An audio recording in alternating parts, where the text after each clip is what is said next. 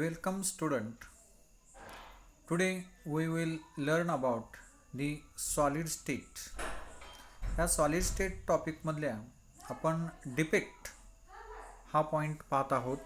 याच्या अगोदरच्या लेक्चरमध्ये ही डिपेक्ट शॉर्टकी डिपेक्ट हा आपण पॉइंट पाहिला होता. आता त्यामध्येच पुढचा पॉइंट आहे impurity depict. Impurity depict arises when a foreign atoms, that is atoms different from the host atom are present in the crystal lattice. There are two kinds of impurity defect: substitutional and interstitial impurity defect. Substitutional impurity defect. आता impurity defect म्हणजे काय की आपण कुठलाही ॲलॉय form करत असताना, ॲलॉय म्हणजे काय की दोन मेटलचं मिक्सचर त्याच्यापासून आपण ॲलॉय फॉर्म करतो.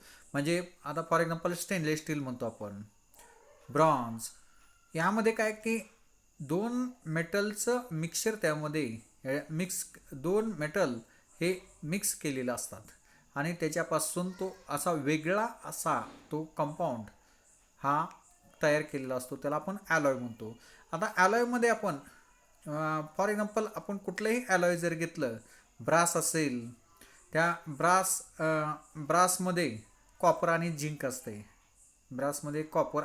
असते, त्यामध्ये ही जी इम्प्युरिटी आहे, म्हणजे समजा किंवा कॉपर आणि झिंक मिक्स केलं, त्यातलं कॉपरचं पर्सेंटेज जास्त आणि झिंकचं पर्सेंटेज कमी असेल तर त्याला झिंक ही इम्प्युरिटी म्हणतो. किंवा आपण जे दागिने तयार करत असताना त्यामध्ये गोल्डमध्ये दुसरं कुठले तरी एक सिल्वर किंवा आपण व्हाईट मेटल वगैरे असं म्हणतो की त्यामध्ये मिक्स केलेला असतो.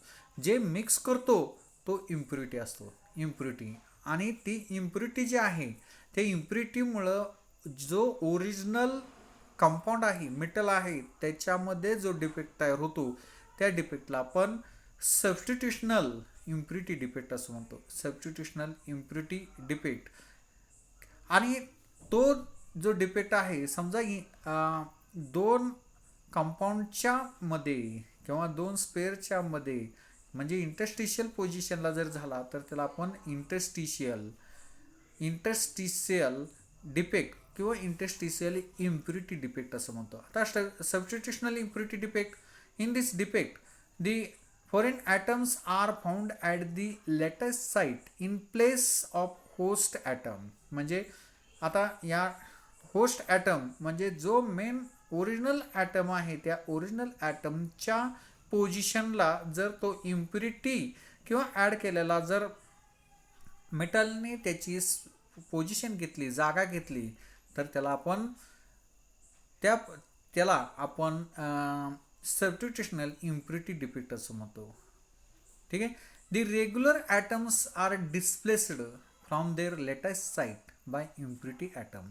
जो रेग्युलर ॲटम आहे तो रेग्युलर ॲटम हा डिस्प्लेस केला जातो, मूव्ह केला जातो आणि त्याच्या ठिकाणी दुसरा ॲटम हा सबस्टिट्यूट केला जातो. आता for example solid solution of metal alloys. आता त्यामध्ये brass is alloy of copper and zinc. In brass, host copper atoms are replaced by impurity zinc atom. The zinc atom occupy regular site of copper atoms. यामध्ये आपण जे brass म्हणतो त्याला, त्या ब्रासमध्ये जो host item आहे, एलिमेंट आहे, metal आहे, तो कॉपर आहे आणि त्याच्यामध्ये झिंक मिक्स केला जातो. आणि झिंक मिक्स केल्यानंतर हा जो रेड कलरचा, ह्या डायग्राममध्ये जर आपण पाहिलं तर रेड कलरचा जो आहे ते रेड कलरचे मेटल किंवा होस्ट मेटल आहे, रेड कलरचं होस्ट मेटल आहे. आणि त्या ठिकाणी हा जो रेड कलर रिप्लेस करून त्यामध्ये ब्लॅक कलरने त्याची पोझिशन घेतलेली आहे, जागा घेतलेली आहे, तो म्हणजे झिंक आहे. याला आपण इम्प्युरिटी डिफेक्ट असं म्हणतो, इम्प्युरिटी डिफेक्ट. ठीक आहे. त्यानंतर vacancy defect. Vacancy through elemental impurity. Vacancies are created by the addition of impurities of equivalent ions, that is ions with oxidation state different from that of host ion to an ionic solid.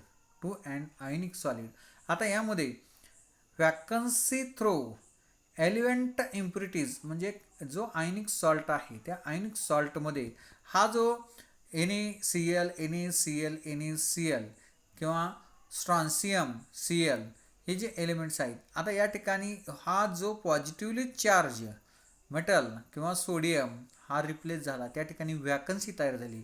ही अशा प्रकारची जी vacancy तयार होते त्याला आपण vacancy throw एलिव्हलंट impurities असं म्हणतो. Suppose that this small amount of strontium chloride impurity is added to sodium chloride during its crystallization. The added strontium ions oxidation state +2 occupy some of the regular site of sodium host ions. Oxidation state is +1. Oxidation state is +1. आता यामध्ये sodium क्लोराईडच्या क्रिस्टलमध्ये क्रिस्टलायझेशनच्या पोझिशनला strontium chloride जर add केलं तर त्या ठिकाणी सोडियमची जागा स्ट्रॉन्सियम घेतो आणि स्ट्रॉन्सियम +2 ऑक्सिडेशन स्टेट आहे, सोडियम +1 ऑक्सिडेशन स्टेट आहे. In order to maintain electrical neutrality every strontium 2+ ions removes 2 Na+ ions. One of the vacant lattice sites created by removal of 2 Na+ ions is occupied by 1 strontium 2+ ions. The other Na+ ions remains a vacant. यामध्ये जर आपण पाहिलं त्यामध्ये the other side of Na+ ions remains vacant.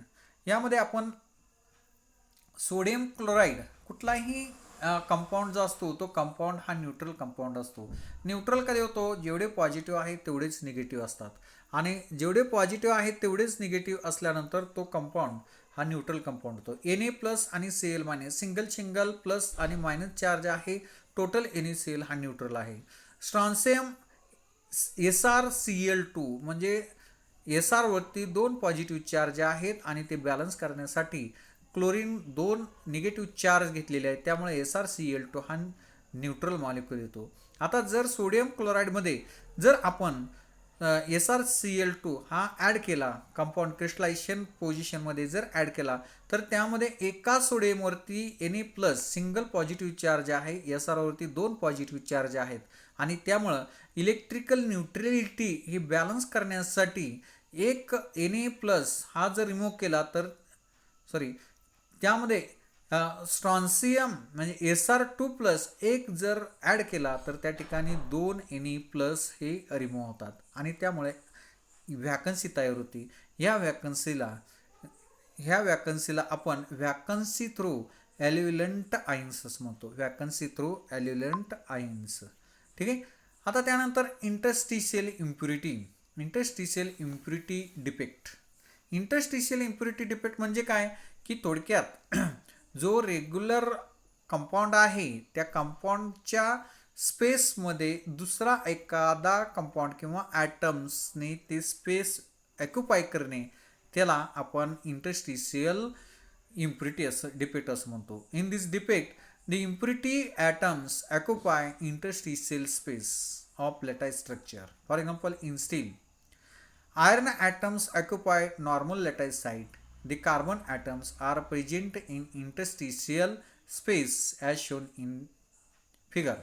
या फिगरमध्ये जर आपण पाहिलं, फिगरमध्ये हा आयर्न आहे. ह्या आयर्न लॅटाइसमध्ये हे आयर्न आहे, रेड कलरचे आयर्न आहेत आणि त्याच्या इंटरस्टिशियल स्पेसमध्ये ही ब्लॅक कार्बन आहे. ब्लॅक हा कार्बन आहे आणि कार्बनने त्या ठिकाणी नॉर्मल पोझिशनला त्याची इंटरस्टिशियल स्पेस हे ऑक्युपाय केलेले आहे आणि म्हणून याला आपण इंटरस्टिशियल इम्प्युरिटी डिफेक्ट असं म्हणतो. फॉर एक्झाम्पल स्टेनलेस स्टील आयर्नमध्ये कार्बन ॲड करतो.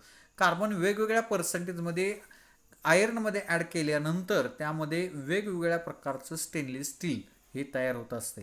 म्हणून स्टेनलेस स्टीलमध्ये म्हणजे आयर्नमध्ये कार्बन ॲड केला जातो आणि तो कार्बन जो आहे तो इंटरस्टिशियल स्पेसमध्ये ॲड होतो आणि त्या ठिकाणी जो डिफेक्ट तयार होतो त्या डिफेक्टला आपण इंटरस्टिशियल इम्प्युरिटी डिफेक्ट असं म्हणतो. Interstitial impurity defect. ठीक आहे.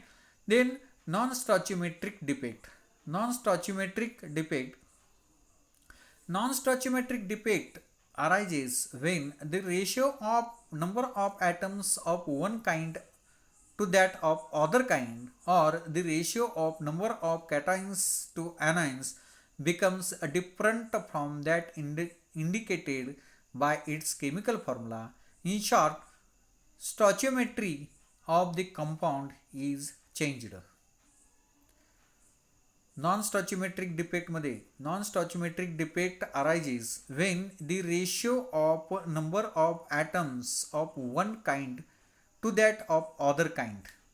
Non-stoichiometric defect arises when the ratio of number of atoms of one kind to that of other kind, or the ratio of number of cations to anions becomes different from that indicated by its chemical formula. In short, stoichiometry of the compound is changed. Stoichiometry of the compound is changed. It is important to note that the change in stoichiometry does not cause any change in the crystal structure. There are two types of non-stoichiometric defect. हे जे non स्टॉचियोमेट्रिक defect आहे हे दोन प्रकारचे non स्टॉचियोमेट्रिक defect आहेत. यामध्ये metal deficiency defect आणि metal excess defect. Metal deficiency defect आणि मेटल एक्सेस डिफेक्ट म्हणजे कुठल्याही कंपाऊंडमध्ये जो मेटल असतो, मेटल डिफिशियन्सी म्हणजे मेटल कमी होणे आणि एक्सेस ऑफ मेटल म्हणजे मेटल ॲड जादा होणे. त्यामध्ये एखादा मेटल कुठलाही आता NaCl असेल तर Na कमी होणे, Na प्लस आयन कमी होणे म्हणजे त्या ठिकाणी मेटलची डिफिशियन्सी आली. आणि Na प्लस जादा होणे NaCl कंपाऊंडमध्ये म्हणजे त्या ठिकाणी मेटल एक्सेस डिफेक्ट झाला. म्हणजे ते आपल्याला थोडक्यात जर आपण थोडासा अभ्यास केला आणि आपण थोडंसं लॉजिकली जर पाहिलं तर त्यामध्ये त्याच्या नावावरूनच आपल्याला समजते. पहा, मेटल डिफिशियन्सी डिफेक्ट म्हणजे मेटलची संख्या कमी होणे आणि मेटल एक्सेस डिफेक्ट म्हणजे मेटल जादा होणे. म्हणजे तो जादा झालेला मेटल जो असतो तो जादा झालेला मेटल हा इंटरस्टिशियल पोझिशनला त्यामध्ये येत असतो म्हणून त्याला मेटल डिफिशियन्सी डिफेक्ट असं म्हणतो. ठीक आहे. मेटल डिफिशियन्सी डिफेक्ट किंवा मेटल एक्सेस डिफेक्ट. यामध्ये मेटल डिफिशियन्सी पहिल्यांदा metal deficiency defect. This defect is possible only in compounds of metal that shows variable oxidation state. Variable oxidation state. ज्या मेटलची general transition elements आहेत किंवा F block elements, transition एलिमेंटची oxidation state ही variable असते. Variable oxidation state म्हणजे काय की एकापेक्षा अनेक ऑक्सिडेशन स्टेट असतात एकाच कंपाऊंडच्या. आता आपण पाहतो ApCl3 आणि ApCl2 म्हणजे Fe2 प्लस आणि Fe2 प्लस आणि Fe3 प्लस म्हणजे त्या ठिकाणी आयर्नची ही व्हॅरिएबल ऑक्सिडेशन स्टेट आहे. तसं ट्रान्झिशन एलिमेंट जे आहेत स्कँडियमपासून झिंकपर्यंत ह्या ट्रान्झिशन एलिमेंटची ऑक्सिडेशन स्टेट हे व्हॅरिएबल ऑक्सिडेशन स्टेट आहे. आणि अशा प्रकारच्या व्हॅरिएबल ऑक्सिडेशन स्टेट असणाऱ्या मेटल कंपाऊंडमध्ये त्या ठिकाणी हा डिफेक्ट होतो. त्याला आपण मेटल डिफिशियन्सी डिफेक्ट असं म्हणतो. In some crystals positive metal ions are missing from their original lattice sites. The extra negative charge is balanced by the presence of cations of the some metal with higher oxidation state than that of mixing cations. यामध्ये जो compound आहे त्या कंपाऊंडमध्ये जो metal आहे तो metal हा एखादा metal ions हा लिव्ह होतो, ड्रॉप होतो, रिमूव्ह होतो आणि त्याची ऑक्सिडेशन स्टेट हा बॅलन्स दुसरा मेटल करतो. आणि त्यामुळं त्यामध्ये आता आपण Feचंच एक्झाम्पल घेतलं, सर्व मेटल कंपाऊंड हा Fe2 प्लस असेल आणि एखादा मेटल हा ड्रॉप जर झाला तर त्या ठिकाणी Fe3 प्लस एखादा ॲड होऊन त्या ठिकाणी तो बॅलन्स करतो म्हणजेच व्हॅरिएबल ऑक्सिडेशन स्टेट. आता फॉर एक्झाम्पल या ठिकाणी एक्झाम्पल दिले in the compound NiO nickel oxide 1 Ni2 plus ion is missing creating a vacancy at its lattice side. The deficiency of two positive charges is made up by the presence of two Ni3 plus ions at the other lattice side of nickel 2 plus ion.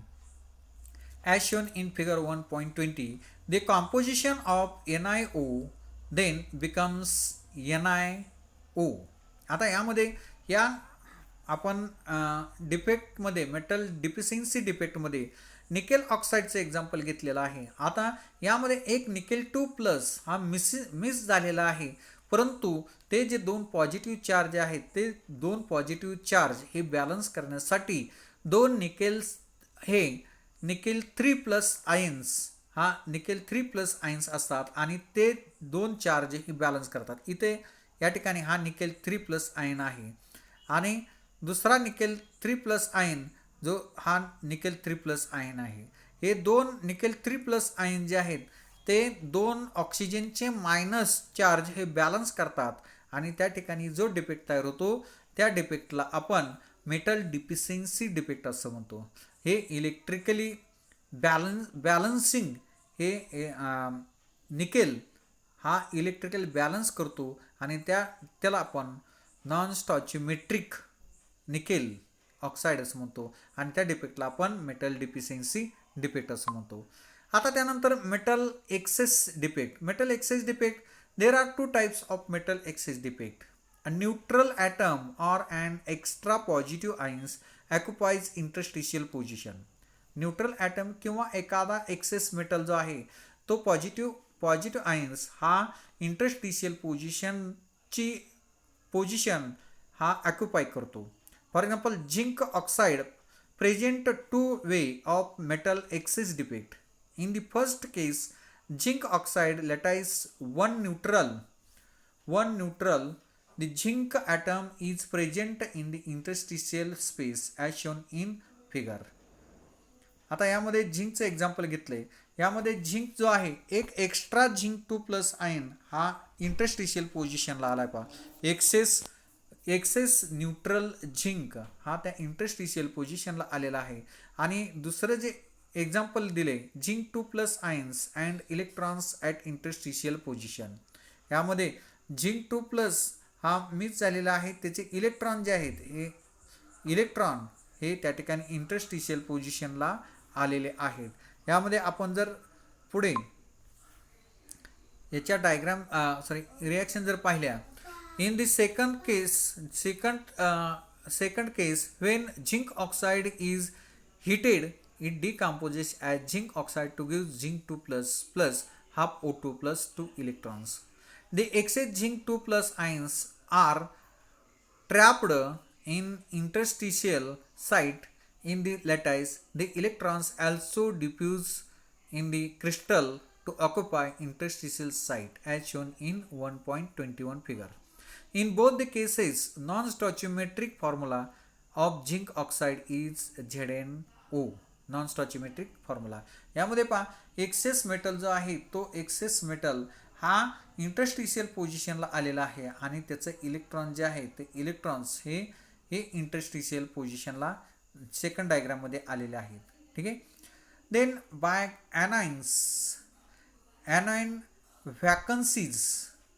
anion vacancies color or F center. This type of defect impart color to the colorless crystal. For example, when any cell crystal is heated in the atmosphere of sodium vapor, sodium atoms are deposited on the crystal surface.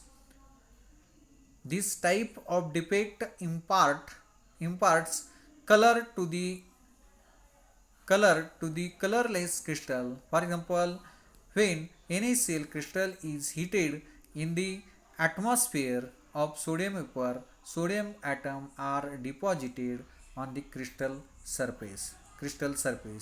आता त्यामध्ये पहा chloride ions diffuse to the crystal surface creating vacancies at their regular site.